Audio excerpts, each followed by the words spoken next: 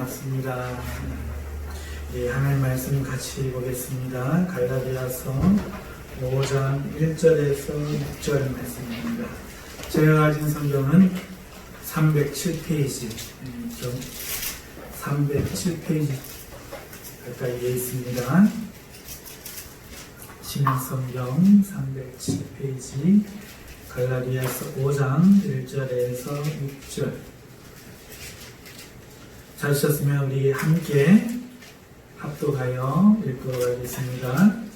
그리스도께서 우리를 자유롭게 하려고 자유를 주셨으니 그러므로 굳건하게 서서 다시는 종의 머리를 대지 말라. 보라, 바울은 너희에게 말하노니 너희가 만일 할례를 받으면 그리스도께서 너희에게 아무 유익이 없으리라. 내가 할례를 받는 각 사람에게 다시 질문하노니 그는 율법 전체를 행할 의무를 가진 자라. 율법 안에서 의롭다함을 얻으려 하는 너희는 그리스도에게서 끊어지고 은혜에서 떨어진 자로다.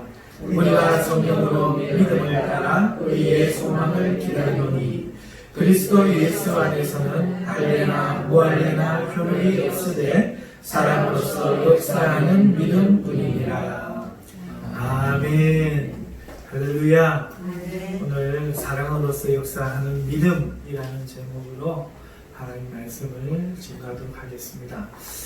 지난번에 사랑에 대해서 잠시 다루었죠. 그리고 아직 사랑이라는 것에 대해서 제가 너무 아는 것이 일천하여 다 전하지 못함을 양해를 구했습니다.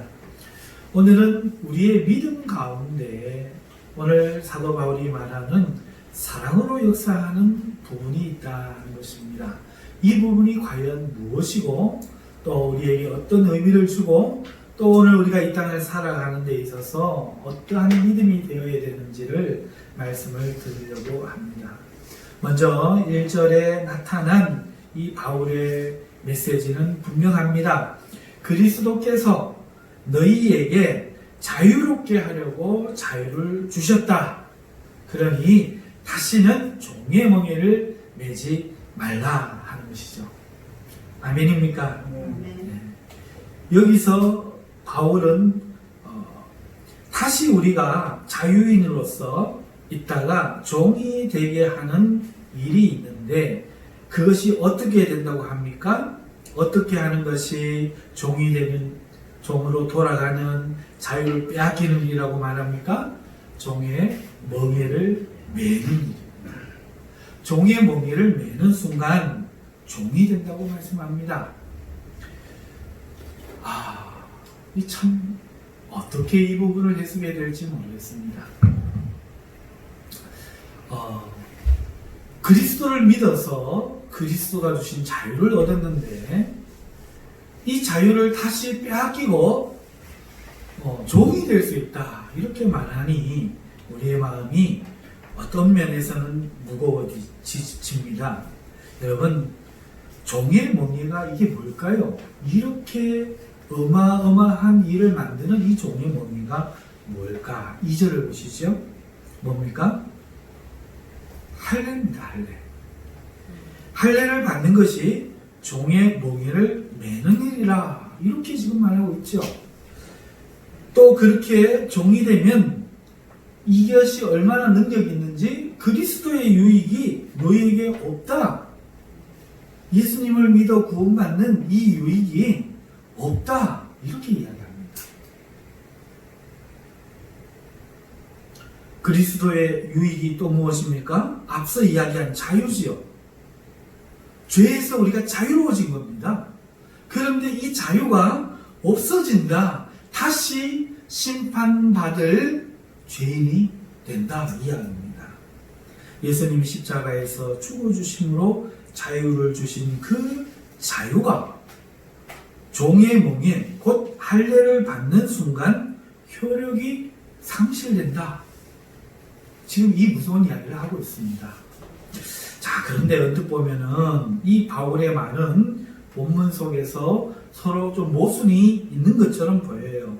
내용을 살펴보면 이전에 우리가 할례를 받으면 그리스도가 너희에게 유익이 없어진다고 말합니다. 그러니까 받으면 안 된다는 거죠. 그러나 6절을 보십시오. 예수 안에서는 할례나 무할례나 아무런 효력이 없다 말하고 있지 않습니까?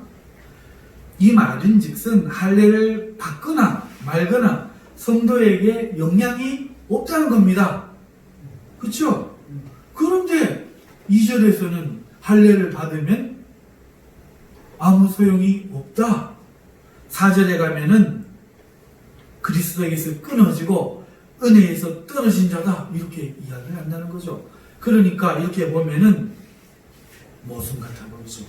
전혀 다른 말 같아 보입니다. 왜 이런 모순 같은 말이 생깁니까? 하지만 사실 이거는 모순이 아닙니다. 그래서 우리가 성경을 잘 봐야 하는 건데요. 왜냐하면 본문에는 어떤 경우에 할례를 받는 것은 전혀 영향이 없지만 어떤 경우에 할례를 받는 것은 아주 큰 영향을 끼친다는 전제가 붙어 있습니다. 4절 한번 보세요. 율법 안에서 의롭다함을 얻으려 하는 너희는 그리스도에게서 끊어지고 은혜에서 떨어진 자로다. 자, 할례를 받는데 왜 받습니까? 율법 안에서 의롭다함을 얻으려고 받는다는 겁니다. 즉 할례를 어떻게 받느냐, 왜 받느냐 하는 것이 이 차이를 만든다는 것이죠. 그리스도 안에서 할례는 아무 영향이 없지만 그리스도 밖에서의 할례는 그리스도에게서 성도를 끊어지게 하고 은혜에서 떨어지게 하는 원인이 된다는 겁니다. 그렇다면 무엇이 그리스도 안에서의 할례가 되게 하고 무엇이 그리스도 밖에서의 할례가 되게 합니까? 4절에 기록한 대로 예수로만 의로워지는 것을 믿고 붙잡는 것이 그리스도 안에서의 할례요. 예수가 아니라 율법을 지켜 의롭게 되려는 의미에서 할례를 받는 것은 예수에게서 떨어지게 하는 그리스도 밖의 할례라는 거예요. 동기라는 거죠.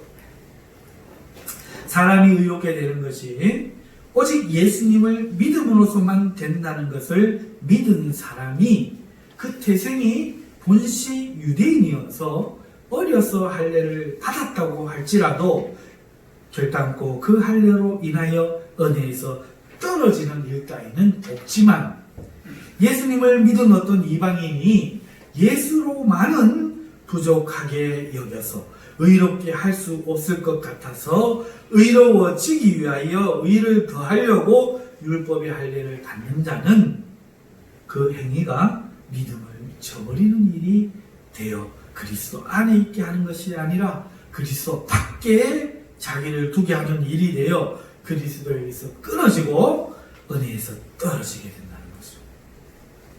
그러니까 할례를 받았다는 사실이 중요한 게 아니에요. 왜 받았느냐는 거죠. 이 믿음 안에 있었으면 옛날에 할례를 받았건 안 받았건 상관이 없는 일이지만 믿음 안에 있노라 하면서 그 예수님만으로 의롭다고 하시는 이 구원의 복음을 부족하게 여겨서 십자가에 죽으신 주님의 피가 부족하게 여겨져서 할례도 행해야 될 것 같은 마음에 그 할례를 받으려고 하는 사람은 바로 그리스도 밖에 있다 하는 거죠. 할렐루야. 이해가시죠? 그런 이 말씀은 모순이 아닙니다.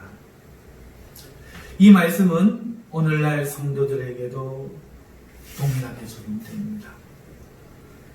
만일 어떤 성도가 자신이 하나님께 용서받아서 의롭게 여기심을 받을 목적으로 예수님의 십자가의 대속만 굳게 믿는 것이 아니라 다른 것을 한다면 이도 그리스도에게서 떨어진다 하는 것이죠. 오늘날 우리는 예수님 안에서의 이 의롭게 하심을 굳게 믿어야 되는 사람들입니다. 그래서 십자가에 대속하여 주심을 굳게 믿고 이미 자신이 용서받은 사람임을 확신하고 그 믿음 위에 굳게 서서 살아간다면 그는 이미 죄로부터 자유한 사람인 것이죠. 반대로 어떤 성도라고 하는 자가 십자가의 대속이 자신을 의롭게 하며 만일 부족하게 여겨져서 십계명을 지키려고 하거나 그와 같은 이유로 주일 성수를 하거나 혹은 깨끗한 양심을 보존하려고 하거나 교회 봉사 등을 통해서 의를 하나님께 의롭다 하심을 받을 목적으로 조건적으로 그 일을 할 때 이미 그는 죄의 몽해를 지게 되는 거예요. 동의하시면 아멘. 아멘.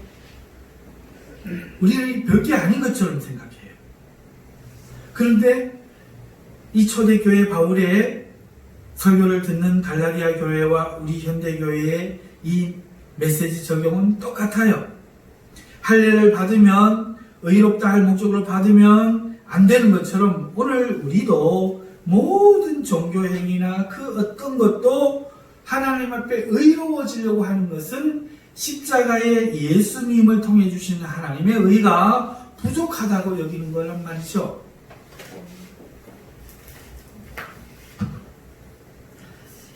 그리고 그렇게 되면 그 사람은 은혜에서 떨어지고 그리스도에게서 끊어지는 자와 같다는 거죠.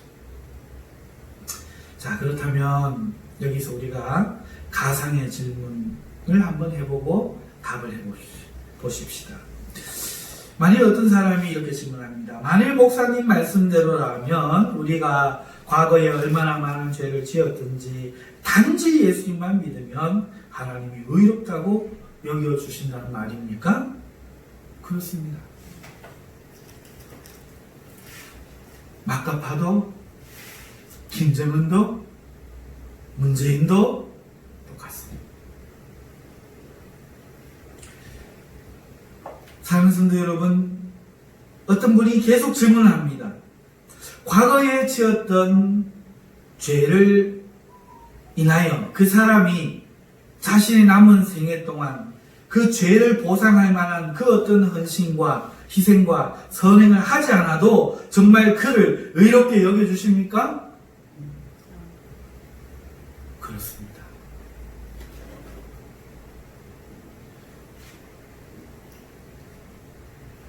다시 묻습니다. 정말 우리가 성한 그 어떤 일을 결단코 단 한 가지도 더하지 않아도 우리를 의롭게 해주신다고요? 그렇습니다.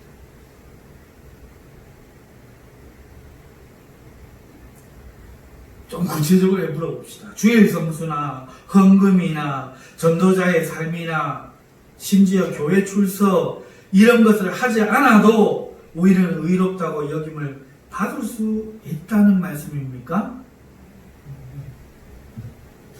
여러분 대답해 보시죠. 그렇습니까? 그렇습니다.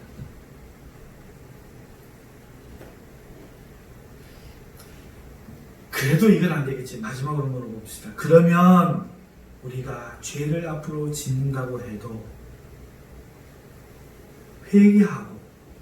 회개해놓고 또 죄를 짓는다고 해도 예수님만 믿으면 의롭다는 말씀을 듣는단 말입니까? 그렇습니다. 그게 하나님의 복음이에요. 안 믿겨져. 여러분, 어떤 분은 이게 정말 믿기 힘들 겁니다. 그렇게 싸우려고? 그래서 이렇게 말할 수도 있을 겁니다. 에이, 그렇다면 뭐 막 살아도 되겠습니다. 10계명 따위는 뭐 어겨도 되겠네요. 교회는 뭐 하러 다닙니까? 목사님 말대로라면 안 다녀도 의로운데 그렇게 한다면 아마 교회는 엉망이 될걸요? 주님이 그게 원하시는 거라고요? 이렇게 말씀하실 분이 분명히 있지 싶습니다. 우리의 문제는 여기에 있어요. 예수님의 십자가의 죽음만으로는 우리 마음에 무엇인가 부족하게 느껴진다는 거죠. 초대교회에서 할례가 바로 그 문제라는 거예요. 우리는 뭐 한다고 그렇게 할례를 받으려고 그러는데 그 참 유대인들은 희한해. 이방인들은 더 희한해. 이러지만 이 문제라는 거예요. 정확하게. 여러분 누가 예수님 믿고 구원받겠노라 하면서 교회에도 안 나오면 구원받을 수 있다고 말합니까? 우리 문제로 들어와 보자고요. 적어도 율법은 지켜야지, 선하게는 살아야지, 하다못해 할례라도 해야지 하는 마음이 초대교회 성도들의 마음, 할례를 받는 사람들의 마음이었다는 거죠. 요즘으로 치면 교회라도 출석해야지, 성도답게 살아야지, 하나님 말씀대로 살아야 구원을 얻지 하는 것과 똑같이 뭐가 다릅니까? 그러나 바울 사도가 무엇을 말하고 있습니까? 예수만으로 의롭다함을 받느니라.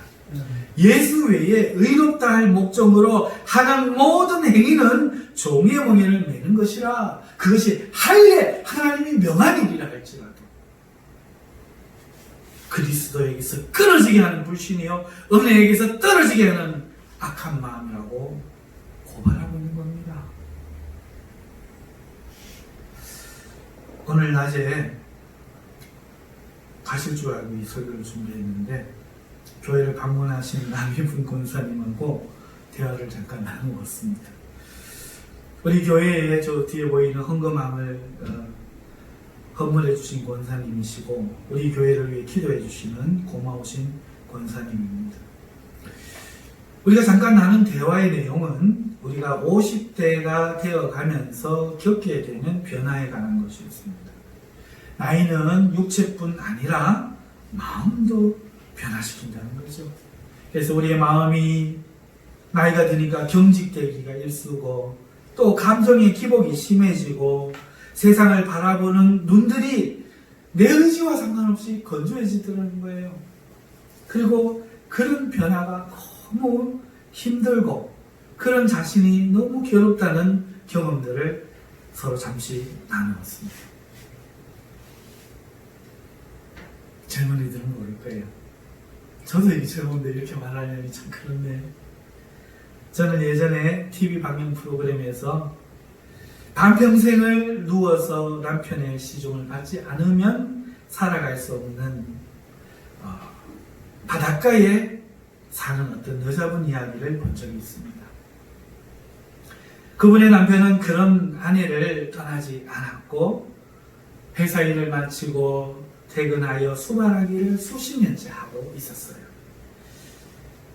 바다를 좋아하고 또 아픈 이후로는 보지 못했기 때문에 보고 싶어하는 아내, 잠시도 혼자 일어설 수 없어서 누워만 있는 그 아내를 위해서 남편은 퇴근을 하여 아내 몰래 손수레를 만들기 시작합니다. 그런데 부인은 그 사실을 모르고 남편이 요새 변했다고 자기 일을 잘 돌봐주지 않는다고 짜증을 내고 막 화를 냅니다. 그러나 남편은 끝까지 말하지 않고 묵묵히 만들어서 어느 날 그 아내를 거기에 태우고 그 아내가 그렇게 보고 싶어 했던 태안 앞바다를 데리고 갑니다. 아내가 너무 행복해하는 그런 이야기였습니다. 그 아내는 자신의 남편이 자신을 사랑한다는 사실을 정말로 의심하지 않고 있었습니다. 자신을 사랑해주는 남편으로 인해 세상에서 가장 행복하다고 말을 했지요. 우리 나이가 우리를 변하게 하여 얻는 유익 중 하나가 바로 그겁니다. 하나님이 그 이야기 속에 그 남편처럼 우리를 사랑하신다는 사실을 비로소 나이가 들어 깨닫는 것이죠. 우리가 더 이상 젊어서 매력적이지 않게 되고 늙을 뿐 아니라 심지어 하나님이 수발해야 되는 입장이 될지라도 하나님이 정말 나를 사랑하신구나 하는 사실을 그때 사랑받으면서 느낀다는 것. 내 모습 속에서. 자신이 아무것도 아닌 것처럼 되었을 때 비로소 변함없는 하나님의 사랑에 대해서 내 마음 문이 열리고 신뢰의 믿음이 눈든다는 것이죠. 그리고 맡겨놓은 것도 없이 하는 것도 없이 왜 나같이 안 사랑해 주냐고 하나님께 화낸다는 거지. 사랑하는 성도 여러분, 예수님 사랑만으로 우리가 의롭게 되기에 부족합니까?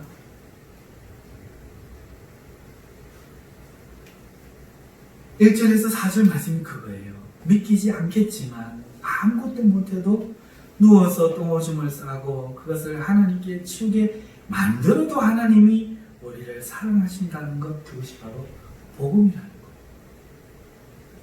강해서 잘나서 예뻐서가 아니라 누워서 있는데도 이뻐서 내 아니면 살아갈 수 없는 줄 알아.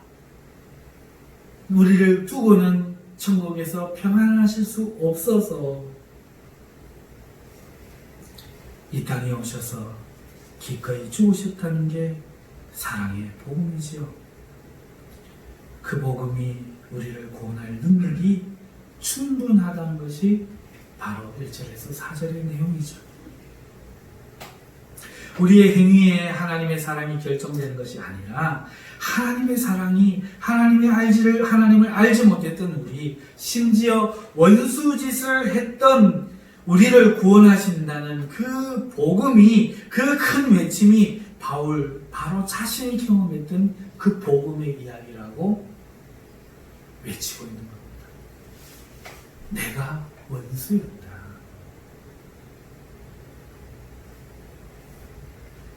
제가 늘 하는 얘기지만 나 같은 것도 하나님이 사랑하시고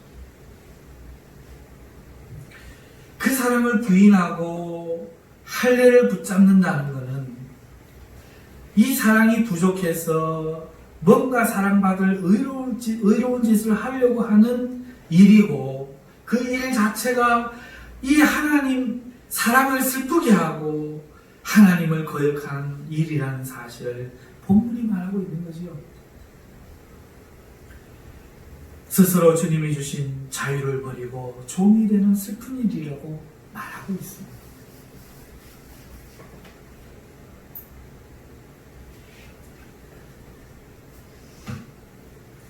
사랑하는 성도 여러분, 우리에게 아직도 무엇이 필요할까요? 오직 이것을 믿는 믿음만이 필요할 뿐입니다. 두 번째 본문 내용이죠. 5절과 6절입니다. 이제 우리는 이 완전한 하나님의 사랑을 십자가의 예수님을 통해서 받았죠. 누구든지 어떤 사람이든지 예수님을 그저 믿으면 됩니다. 그러면 하나님이 의롭게 여겨주십니다. 사랑해 주신다는 말이지요. 그리고 장차 천국에 인도해 주실 것입니다. 그러나 여전히 우리에게는 그러면 남은 생애를 어떻게 살 건가? 이 문제가 남아있습니다. 방종하게 살 건가? 뭔가 가치 있는 일을 할 건가? 이미 구원을 받기 위해서 행하는 문제는 하나님의 믿음을 저버리는 거라고 말씀드렸으니까 이제 우리의 남은 생애를 그 의로움 안에서, 그 사랑을 믿는 믿음 안에서 어떻게 살아야 하는가 하는 문제가 남아있다는 거죠. 결론은 무엇입니까? 남은 생애를 우리가 의롭게 되기 위해서가 아니라 의롭게 된 삶에 걸맞게 살아야 한다는 겁니다. 그 부인이 그때 해야 될 일은 여보 당신 최고, 뽀뽀해주고 좋아요, 참 좋아요, 그게 전부였던 것처럼 오늘 구원하신 하나님을 기뻐하며 그 기쁨 안에서 살아간다는 내용이 5절과 6절입니다. 우리 같이 읽어봅시다. 우리가 성령으로 믿음을 따라 의의 소망을 기다리니 그리스도 예수 안에서는 할례나 무할례나 효력이 없으되 사랑으로서 역사하는 믿음뿐입니다. 먼저 살펴볼 것은 성령으로 주시는 이 믿음을 따라 의의 소망을 기다리며 살아야 된다 말씀하는데 이 부분입니다. 즉 우리는 구원의 두 부분, 회개의 두 부분을 이 땅에서 경험합니다. 즉 온전한 회개, 예수 그리스도를 믿지 않고 하나님 안에서 떨어져서 귀신을 섬기고 하던 그 옛사람이 예수님을 믿어 하나님 안에서 살아있는 생명으로 거듭나게 되는 중생, 이것을 성령으로 하는 생명에 이르는 회개라고 합니다. 회개고 이것은 두 번, 세 번 되지 않습니다. 하나님의 은혜로 택한 자가 단번에 되는 은혜이지요. 그런데 오늘 우리가 이 땅을 살면서 주님이 발을 씻겨주듯이 오늘 우리 삶에 우리는 연약한 관계로, 무지한 관계로, 오늘 우리는 아직도 옛 법이 남아있는 관계로, 아직도 나를 쓰러뜨리려고 잡아뜨리려고 하는 마귀가 나를 대적하는 관계로,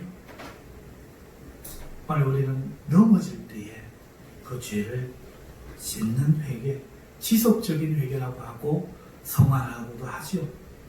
이 회개가 우리에게 있는 것입니다. 오늘 우리는 그렇게 하면서 뭘 기다립니까? 온전한 이 몸의 구원을 가지고 오실 주님을 기다리며 산다는 거죠. 그래서 바로 그 내용입니다. 온전한 구원을 갖고 오실 주님을 기다리며 산다는 거죠. 이 세상을 살 때 재림을 잊은 자가 되어서 세상과 친구하고 세상이 구하는 것들을 쫓아서 살 것이 아니라 주님을 기다리면서 그에 맞는 거룩한 신부가 되기를 소망하면서 오실 신랑을 사모하며 기다리는 삶이 성도의 첫 번째 삶이라는 거죠. 그리고 그 기다림의 세월 동안 함께 신부로 부름받은 성도들, 곧 교회를 사랑하여 서로 격려하며 경건하게 기다릴 수 있도록 서로가 권면하고 돕는 것이 우리의 삶인 겁니다. 아멘. 자, 이게 첫 번째 삶이에요. 그러면 두 번째는 어떻게 우리의 남은 생애를 살아야 합니까? 본문에 기록된 것처럼 행위가 아니라 사랑으로서 역사하는 믿음을 따라 살아라 말씀하고 있습니다. 여러분, 여기서 우리가 먼저 주목할 것은 믿음으로 산다는 말인데요.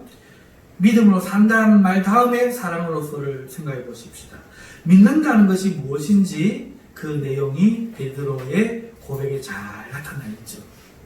첫 번째로 성도는 살아가면서 삶의 문제들을 닥칠 때, 문제들이 있을 때 예수님이 구원자가 되심을 믿어야 합니다.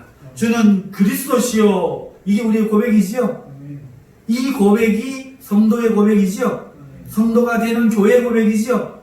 주는 그리스도라 한 겁니다. 우리의 삶에 문제가 있을 때에 오늘 우리는 돈이나 사람이나 자신의 젊음이나 능력이나 지혜나 이런 것들을 먼저 붙들고 있다면 이거는 그 믿음의 고백에 합당치 않다는 거예요.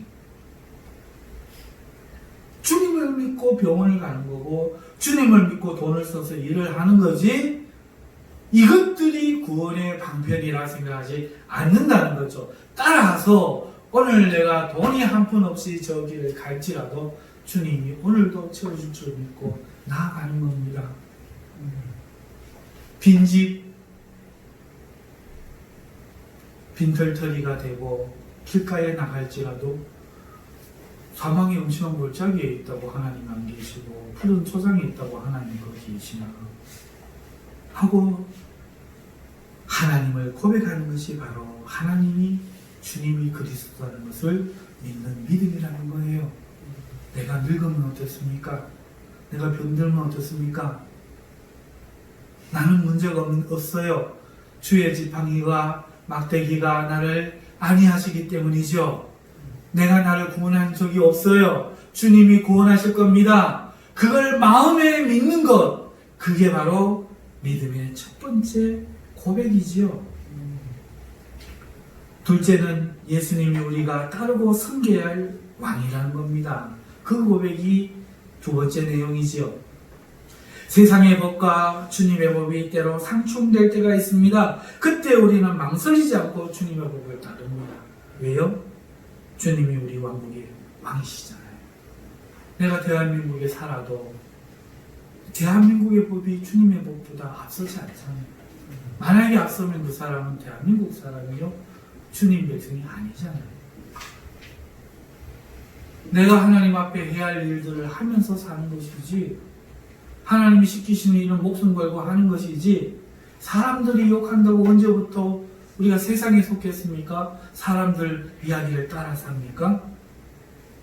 두 번째 고백의 내용은 예수님이 주시라는 거죠.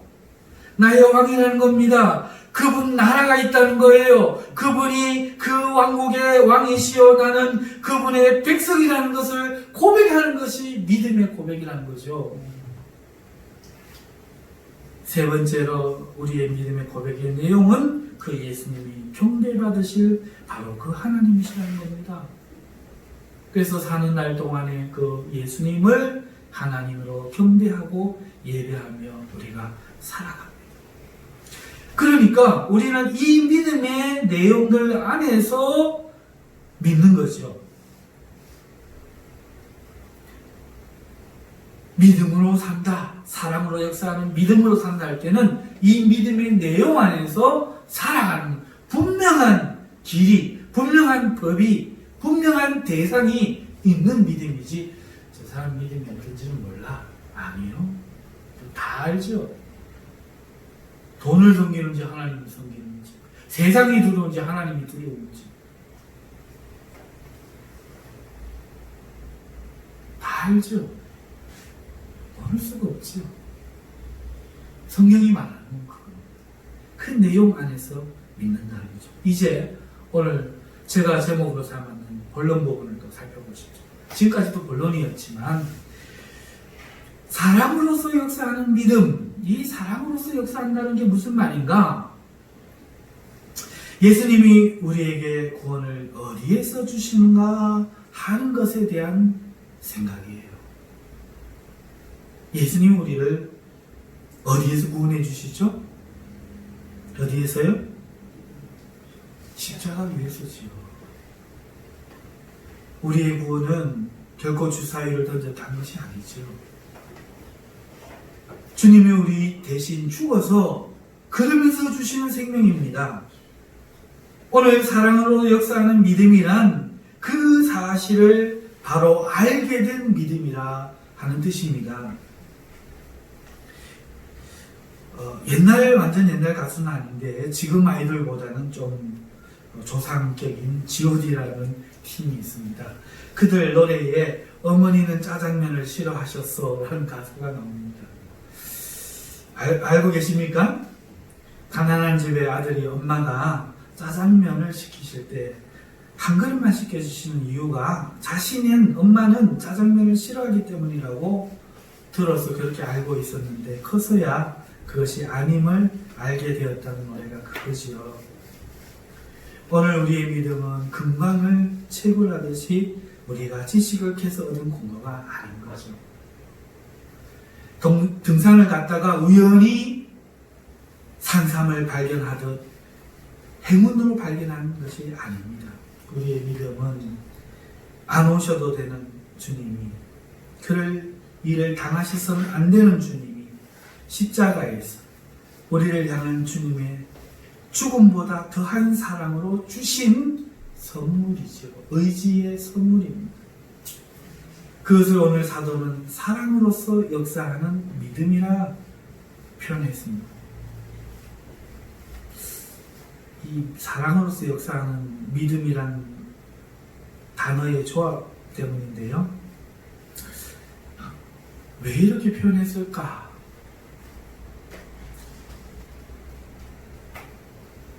때로 어떤 문제는 설명을 붙이는 것이 구차할 때가 있어요. 뭐 하나 줘놓고 생색내는 것처럼 어떤 것들은 설명을 붙이면 구차해집니다. 사랑으로서 역사하는 믿음이란 말도 그런 의미입니다. 아는 자에게는 잡소리를 붙이는 게 붙이면 붙일수록 이것을 누를 끼치는 것 같아서 붙이지 못하고 사랑으로서 역사한 믿음, 이란 가슴 먹먹한 그런 말, 그게 바로 오늘 본문의 말씀이죠. 그래서 바울은 구차하게 안 붙이고 그냥 표현한 거죠. 아는 사람들은 다 알고 있기 때문에. 제가 하나님의 말씀의 은혜를 받던 30여 년 전에 성경이 너무 재미있어서 성경을 펴고 물으면 성령님이 생각 가운데 이리로 저리로 데리고 가시면서 막 깨닫게 하시는데 너무너무 재미있었습니다. 그러다가 창세기를 읽다가 분통이 터져서 하나님께 따졌어요. 하나님 이러시면 안 되죠.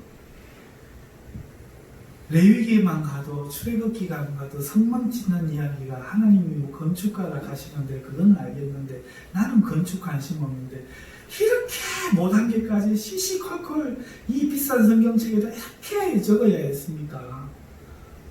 그래놓고 창세기를 한번 보십시오. 대초에 하나님이 천지를 창조하시니 보시기 심히 좋았더라. 이게 뭡니까 이게? 그랬던 적이 있어요. 따지니까 기도하면서 따지는 거죠. 따지니까 하나님이 내 마음에 대해 야 니도 네 마음에 말하기 싫은 거 있지. 예를 들어서 뭐 첫사랑 깨진 얘기라든지 그런 거 이야기할 때니 그뭐 웃으면서 그렇게 이야기하나? 야 나도 내가 만든 내 형상으로 지원받은 내 사랑하는 사람들이 내 말은 안 듣고 저 뱃말 듣고 나를 부인하고 죽음에 빠진 그 슬픈 이야기를 하는데 니 같으면 주저리 말하냐?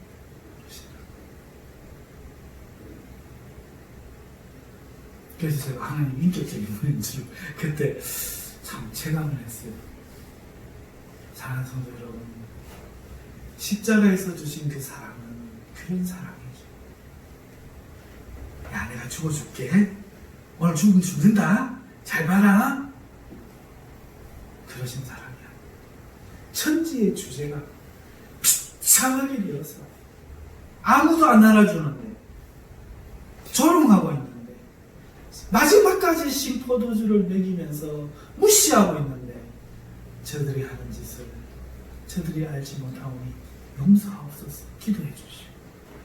하나님께 버림받는 사람이죠. 아버지여 아버지 어찌하여 나를 버리시나이까. 왜요? 죄를 지으면 심판을 받거든. 그 순간에 하나님께 정말 심판을 받는 것. 이 사랑을 표현하는 데 있어서 바울은 차마 못 붙이고 저는 인간이 같잖아서 오늘 설명을 드리는데 바울은 못 붙이고 사랑으로서 역사하는 믿음 이렇게만 표현합니다. 우리의 믿음은 그렇다는 거죠. 우리의 믿음은 그저 획득되거나 행운을 발견하거나 우리가 가로채거나 얻어낸 것이 아니고 받을 수 없는 사랑을 받은 것입니다. 그래서 구원을 받는 믿음이기 때문에. 사랑하는 성도 여러분, 우리는 이제 어떻게 살 것인가에 대해서 이제 스스로에게 대답해야 합니다. 더 이상 아무것도 하지 않아도 구원받을 수 있냐고요? 네. 의롭게 여겨주시냐고요? 네. 십자가만을 믿는 것으로 충분하냐고요? 네. 그러면 이제 대답해 봅시다. 하지만 아무것도 안 해도 되지만 과연 아무것도 안 할 수 있습니까?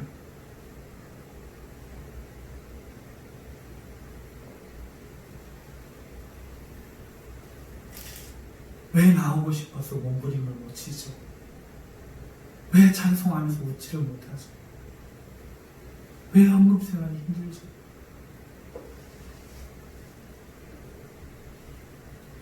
하기 싫으면 안 해도 되는데 안 해도 되는데 왜 정의의 멍에를 져서 그리스도에게서 끊어지려 하고 은혜에서 떨어지려고 하죠? 설교를 통해서 맨날 내 마음을 위로만 받고 꼭 내 이야기 하시는 것 같아. 너무 좋았어. 우리 남편이 내가 누워있으니까 내가 너무 이쁠걸.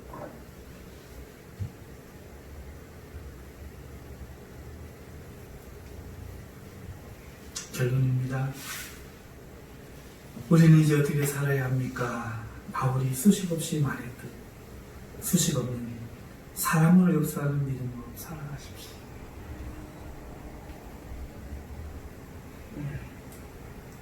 자신의 섬김을 행위를 아름답게 포장하거나 수식하지 마십시다. 마지못해 해야 되는 것처럼 말하지 맙시다. 다 해놓고도 마땅히 해야 할 일을 했다. 우리는 말해요. 우리는 우리를 수식하기에 우리가 어떤 불행한 처지였고 처참한 처지였고 엉망이었는지를 알고 있지 않습니까?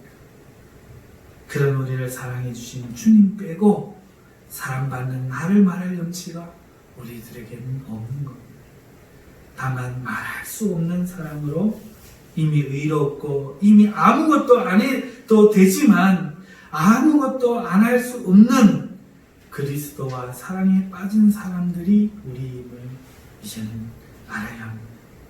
하고 또 해도 늘 부족함을 느끼는 사랑의 갈증을 느끼는 그런 신부들입니다. 이제 우리는 아무도 자신을 위해 살지 않습니다.